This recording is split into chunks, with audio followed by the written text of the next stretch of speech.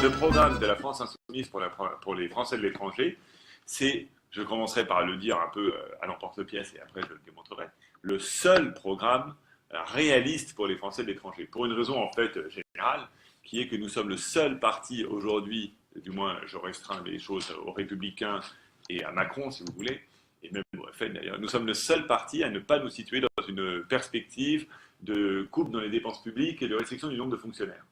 Or, quelque parti que ce soit, quelque candidat que ce soit qui vous promet de faire quelque chose pour vous, alors qu'il est membre d'un parti qui entend mettre en place la réduction des dépenses publiques et la diminution du nombre de fonctionnaires, vous mène en bateau.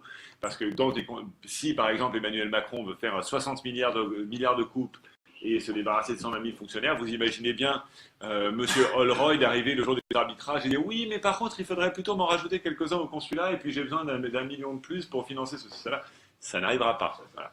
Surtout que dans l'esprit de ces gens-là, pour le coup, la clientèle qu'ils visent, c'est une clientèle dont ils s'imaginent qu'elle est bien assez fortunée pour faire face à ses propres besoins. Donc nous, on a un programme pour les Français de l'étranger, je peux vous détailler, je vais vous détailler, mais surtout, on a un programme pour les Français de l'étranger crédible, puisque précisément, nous sommes les seuls à vouloir rendre à l'État les moyens de ses ambitions. Alors, quel est notre programme pour les Français de l'étranger? Nous, on est dans une perspective de service public. Je prends l'exemple de la scolarité. Quand on regarde les lycées français, vous savez qu'il y a deux types de lycées français, même si on parle de façon un peu trop globale de lycées français. Il y a les lycées français en gestion directe et les lycées français qui sont en fait des établissements conventionnés AEFE, donc des établissements privés avec une convention pour l'État. Dans les deux cas, dans l'esprit des proviseurs, il peut y avoir deux façons de concevoir leur rôle. Certains se voient comme les directeurs d'un établissement de service public et d'autres comme les directeurs d'un établissement de prestige. Un lycée français, c'est quelque chose de très chic. Il n'y a pas que les Français qui veulent aller au lycée français.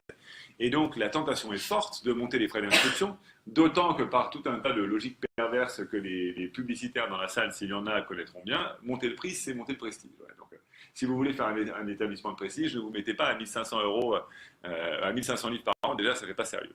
Donc, il y a cette tentation de mettre des frais de scolarité très élevés et d'attirer plutôt des fils d'ambassadeurs et tous les gens chics qui ont envie d'avoir des enfants scolarisés dans des établissements d'élite.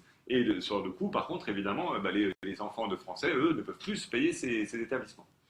Cette logique de prestige rencontre, évidemment, le désinvestissement de l'État français. Puisque l'État français... Alors, on dit que le budget de l'AEFE a été sanctuarisé pendant le dernier quinquennat. Certes, mais quand on a une population qui, elle, augmente, évidemment, c'est absurde de dire ça. En réalité, on fait toujours plus à budget constant et donc on fait moins, finalement. Et j'ai rencontré des professeurs du lycée français il y a quelques jours. Je peux vous dire que ils m'ont décrit, eux, leur institution comme étant un laboratoire de précarisation du personnel enseignant.